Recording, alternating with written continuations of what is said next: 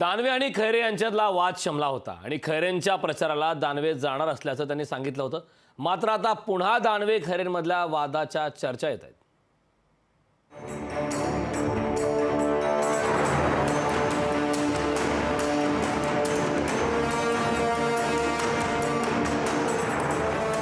अंबादास दानवे आणि चंद्रकांत खैरे यांच्यातलं वैर छत्रपती संभाजीनगरसाठी काही नवं नाही।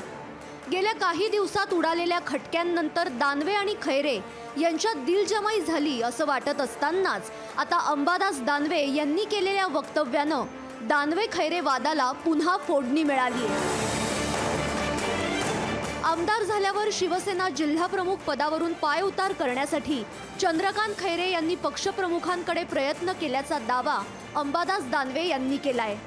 एकदाच नाही तर वारंवार हा प्रयत्न केला गेल्याचा आरोप अंबादास दानवे यांनी केलाय। विशेष म्हणजे भर सभेत चंद्रकांत खैरे यांच्या समक्ष हा आरोप केल्यानं दानवे खैरे यांच्यातलं वितुष्ट अद्यापही शमलं नसल्याची चर्चा रंगू लागली आहे। मी संघटनेच्या पदावर प्रेम करणार आहे, संघटनेची जबाबदारी नका करू, मला काही गरज नाही विरोधी पक्षाला। मी आमदार साहेब बरोबर आहे, साहेब पण साक्षीदार आहे। साहेबांनी खूप प्रयत्न केले मला जिल्हा पण का नाही, पण नाही काढलं होतो साहेबांनी खूप प्रयत्न केले। आता आमदार झाला काढा, नेता झाला काढा, निघणार नाही। तर या वादात तथ्य नसून दानवे आपले शिष्य असल्याचं चंद्रकांत खैरे यांचं म्हणणं आहे।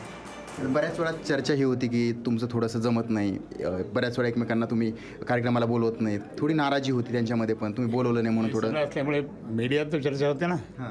मीडियात आमच्या दोघांचे नाव कायम येत असतात ना, म्हणून। पण त्यांच्या मनाचा विचार केला तर थोडं त्यांना हे वाटतं ना की बोलवलं नाही तर। आमच्या दोघांचं ठरवून असतंय। बरं, हे ठरूनच होतं का?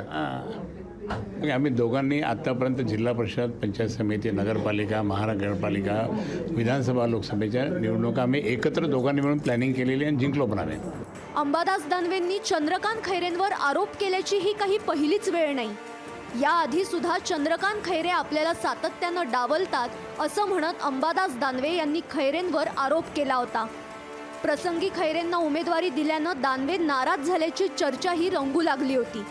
पण या साऱ्या बाबी कपोलकल्पित असल्याचं दानवेंनी स्पष्ट केल्यानं चर्चेची ही धूळ शांत झाली खरी, पण आता पुन्हा दानवेंनी जाहीर खैरेंविषयी नाराजी व्यक्त केल्यानं दानवेंच्या मनात काहीतरी अजूनही सलतंय, खतखततंय हे काही नव्यानं सांगण्याची गरज नाही।